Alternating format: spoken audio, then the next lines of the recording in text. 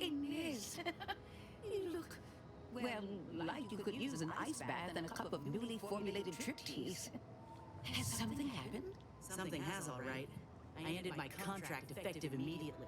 Now I'm free to prove myself to everyone in Auntie's Choice. My way. Well, that's wonderful news. Or is it? I admit I'm still trying to work through what contracts mean hereabouts. But you do appear to be pleased, so I shall be pleased for you.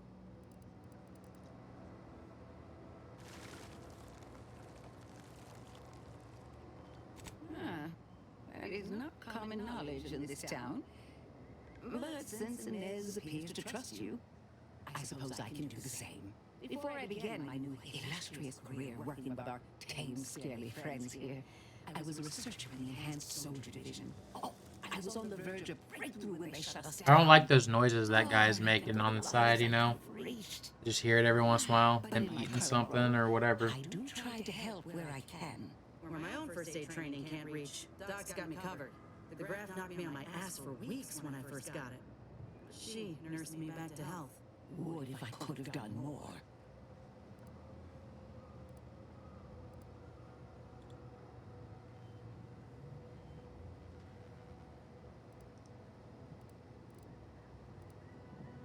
Right.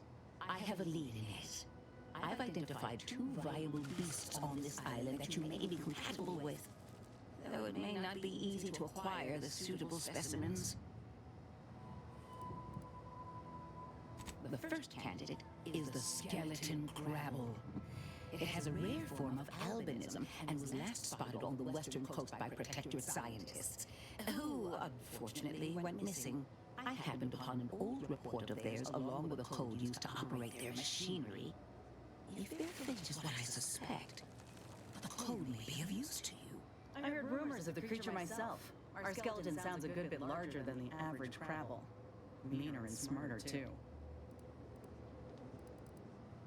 The second candidate is a Raptidon matriarch, the only one of her kind on the island as I understand it. She was last spotted in the crags near the Vox Relay. Deep in Protectorate territory.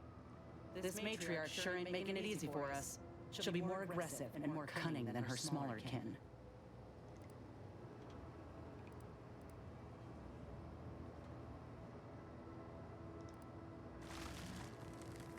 I suggest avoiding the front gate, but you may have luck finding a drainage outlet in our matriarch's cave. The Protectorate often build them in this manner and leave them unguarded. When you breach the matriarch's lair, you must rouse her from hibernation. I found pheromones to be quite effective. Inez, I'm certain you know a formula that may suffice. That I do. Excellent. It'll be a rather unpleasant wake-up call for the matriarch, so she'll be upon you in moments. I suggest your armaments be at the ready. Then the grafting part is yours.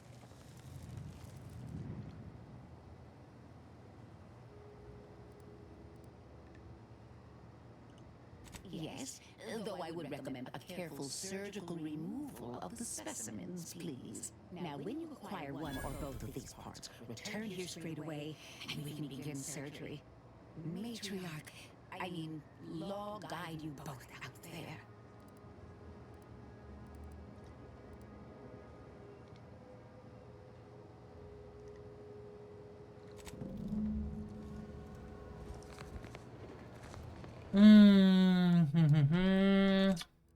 Which one's closer?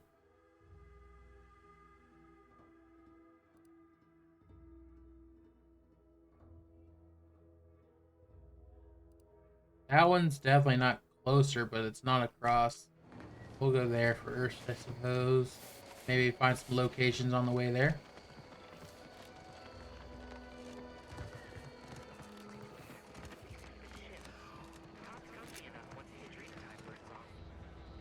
Looking a little woozy there, Commander.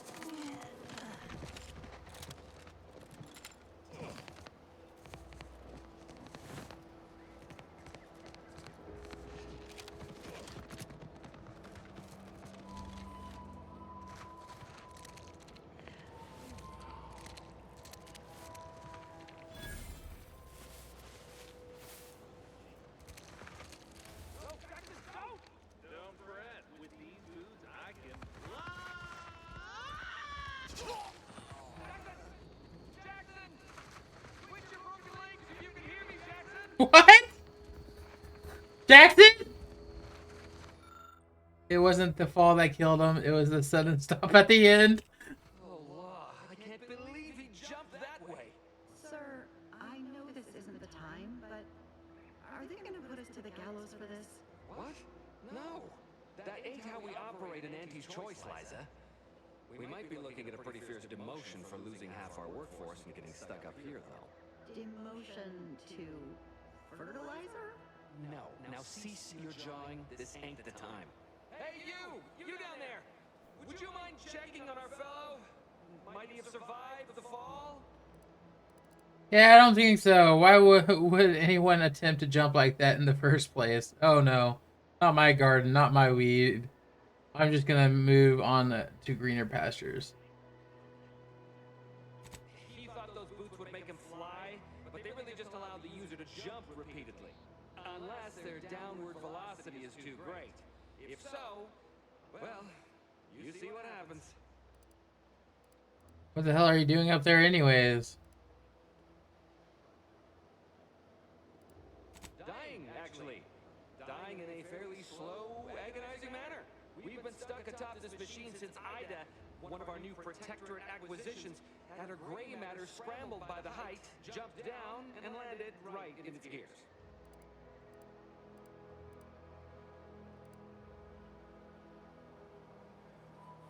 She was scared of heights. Why would she jump? That's the story you're going with? Half your coworkers just mysteriously jumped? I admit it looks bad, but please don't tell me you're filing a complaint. I didn't ask for these Protectorate sods. They were assigned to me. That's unnecessarily hurtful. But I understand why you're lashing out.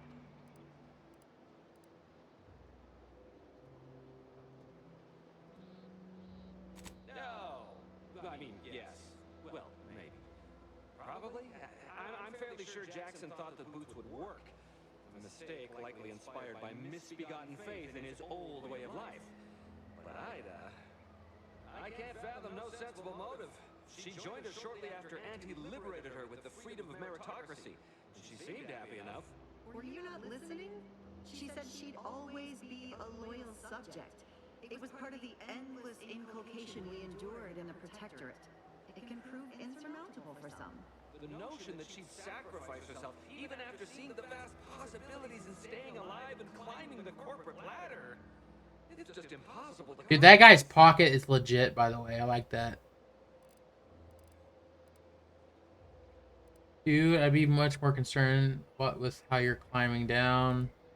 Well, that's tragic, but it doesn't involve me. I'm heading up. How can I help? The reason Jackson tried using those plasma thruster boots was to gather a piece of machinery we'd spotted on a little table halfway up the spire. It's a drive overloader. If we install it, we can push the platform's arm hard enough to... well, to grind old Ida out of the gears.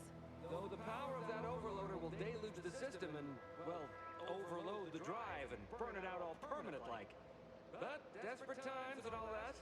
So if you were to use them boots to bound up the spire and deliver the overloader... We're about to get double jump, I think. ...the tragic fate of our two former cohorts. So take the boots, bounce up the spire, grab the gadget, and bring it to you. Exactly. Alright, I'm on it. Thank the sovereign... thank you, stranger. We are eagerly anticipating a long life, utterly absent of starvation. So... uphill, little leap and enter. Okay. Alright, we got double jump now. Oh, and we got level. So definitely lock picking. Oh, and we'll do sneak.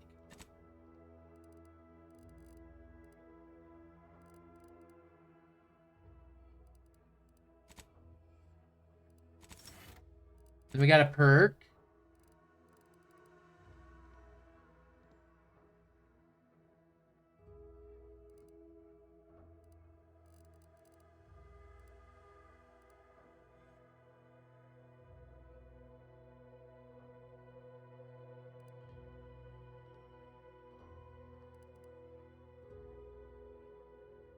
I mean, that's nice, actually, but I don't know if that's what I want. All your equipment, armor, and weapons share the same brand. Gain bonus damage and armor. Oh, yeah.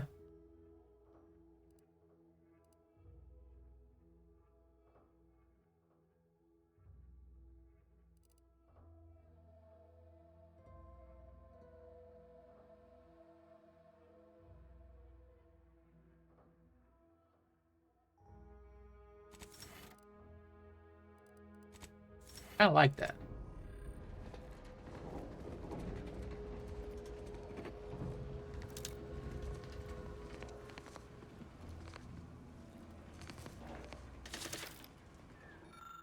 Amongst the various crops the Sovereign has discovered in Eden, few have had as sweet as the impact on the Protectorate as those densely fibrous, exorbitantly oily, stupefying, acidic kernel clusters. Originally dubbed sulfur seeds after their dreadful, abominably noxious effects, were reasonably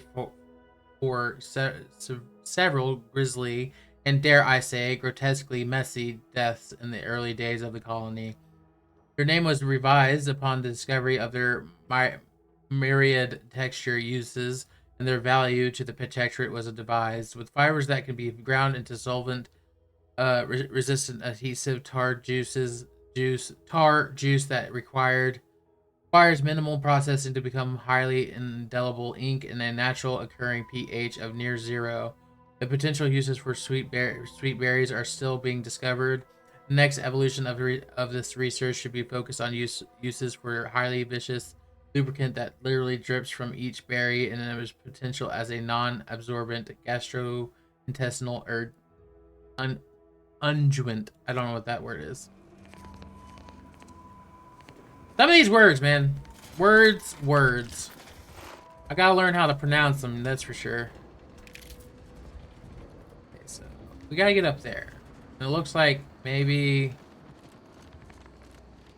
Okay.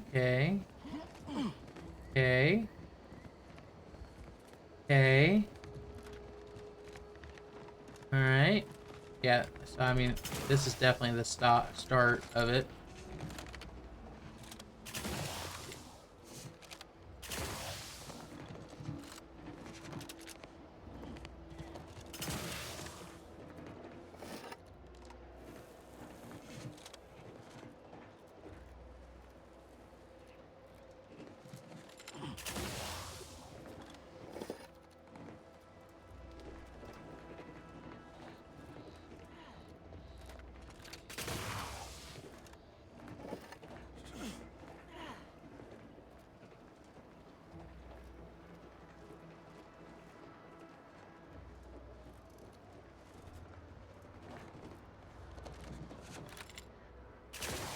Oh, you're right on Rhombobrachydicium rotundulum. They're found in bandages and burn tinctures.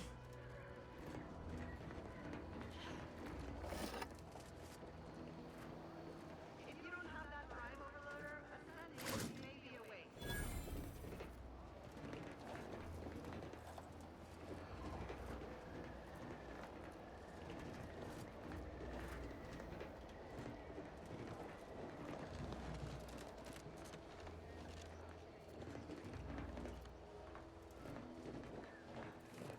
So do I gotta get this to them, or... Oh, here we go.